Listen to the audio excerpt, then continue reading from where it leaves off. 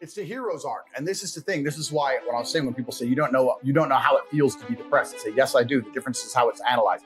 I always argue this two ways as well when depressed people come to me, because one of my most famous things people attack me for is their little quote is they say, you said depression isn't real. What about the men who kills themselves? You don't care about men's mental health. We've already discussed how I care more about men's mental health than these people who fucking pretending. It's the first thing. I didn't say depression isn't real. I said feeling depressed is real. But the idea that depression is going to strike you in your mind and there's nothing you can do about it, I think that is promoting helplessness amongst depressed people, and that's the reason they kill themselves. I don't think that making people helpless in an unfortunate situation is the great thing to do. You have to give people hope. And I explained that when you believe in something, you give it power. So I tried to say that when I felt at my lowest and I achieved the most I've ever achieved in my life, the reason I was capable of doing that is because I didn't believe in the paradigm of being a depressed person. I just believed that this is how I currently feel, and fuck it, I'm gonna do whatever it takes to get my life to be better. And I gave a very simple example, an analogy. I said, if you take two people, one believes in ghosts and one doesn't, you put them both in haunted houses, and in the middle of the night, there's a bang. The person who believes in ghosts is now terrified. There's a ghost, they're calling an exorcist, they're panicking in the room, they're hiding. The person who doesn't believe in ghosts goes wind and goes back to sleep. It's the same noise, it's the same scenario, but it's the belief that's in their mind that terror and ruins their life. It's the belief in their mind that turns against them. And I've said this many times. I don't even give a shit about right and wrong. You can tell me you can give me with every scientific proof in the world, depression, I refuse to believe in things that take my power away from me. I'm only going to construct a mental model that allows me to be as powerful as possible. If believing in the idea of depression is going to take my own power away, then I won't believe in it. I don't want to believe in things that make me weak. I believe in things that make me strong. And someone goes, oh, you're wrong. Listen, let's assume you're correct and that makes me wrong. Let's say that you're right and you're depressed.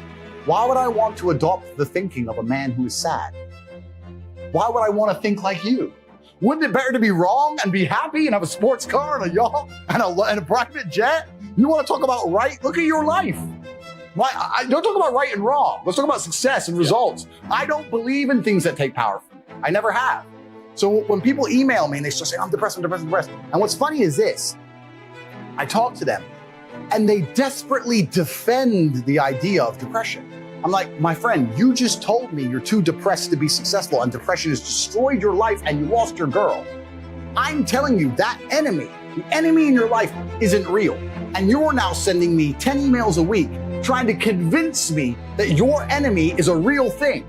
Why are you sticking up for your enemy? This person, whatever it is, this idea destroyed you and you're putting your energy into defending it. You should be on my team. Whose team are you on here? You want to sit here and convince me? I'm never going to believe you. I'm never going to adopt your thinking because your life is not successful enough for me to emulate. So why don't you try to adopt my way of thinking? Stop defending this. And they're defending it because it's a cure-all excuse. Depression or sadness is a cure-all excuse for men to use for failure. I have failed. This is why they say I don't believe in men's mental health, or the man who's depressed can't compete with the man who's not depressed. This quote. I say, listen, you get to roll out, be fat, be out of shape, be broke, be unimportant with no girlfriend. And instead of the world thinking you're a loser, you get to say, I'm not a loser, I'm depressed. It's a shield. And I say, that's why you don't want to lose your shield. Because now you have accountability, now you have performance. It's a cop-out. Fuck it off. I don't give a shit if it's real or not. We're not about that. We're talking about success here. Get rid of your excuses, stop defending the thing that's ruined your life, and get to fucking work.